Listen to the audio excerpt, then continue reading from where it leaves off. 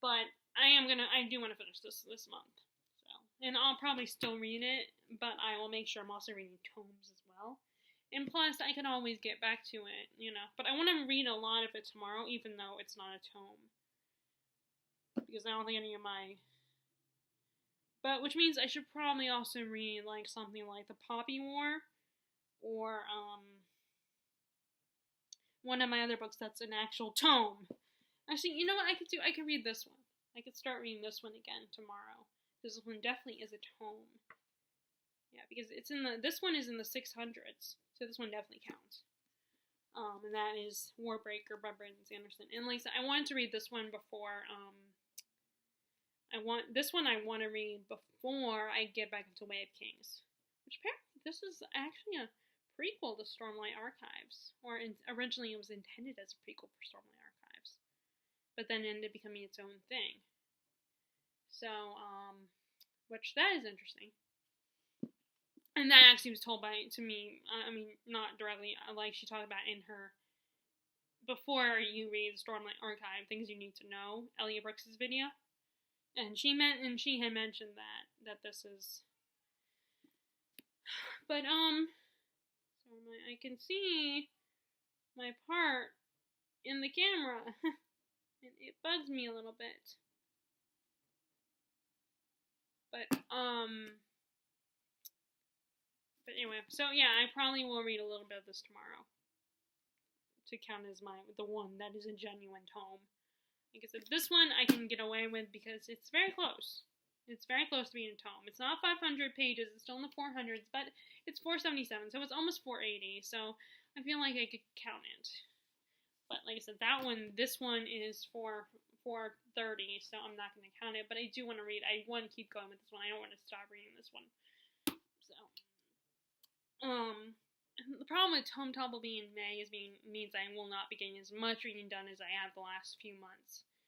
Probably, so I'm going to make sure I read a lot. At least by the end of the month. But anyway.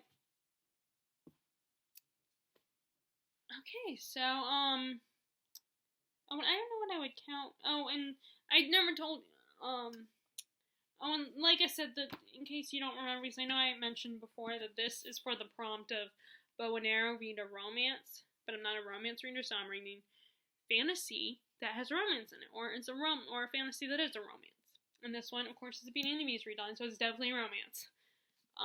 So this is as close as you're gonna get to me in romance, although I made exceptions here and there.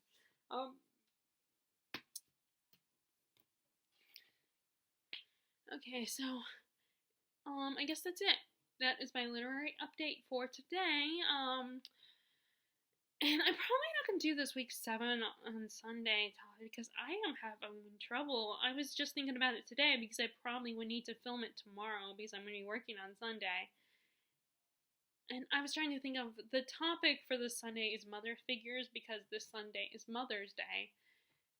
And I can't think of any really good mother figures I could talk about that are in books. There's only 2 I could remember. And even then, that's a little vague because I ended up DNFing that series, and it's been, a few months. That was back in, like, February, I think. February and March. So it's been a couple months. So, and they're the only 2 I could, remember to talk about. The rest of them, and I don't want to talk about the same, like Molly Weasley or something, because I feel like that's a common answer. I mean, I can recall mother figures in TV shows, but I feel like that's a bit of a cheat, because they're not books. It's a TV show. It's on screen, moms, and they're not even, a lot of them aren't even moms they're not even shows that are based on books.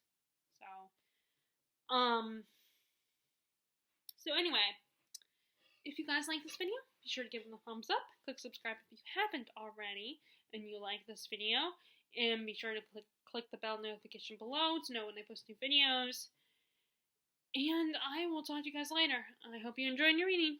Bye!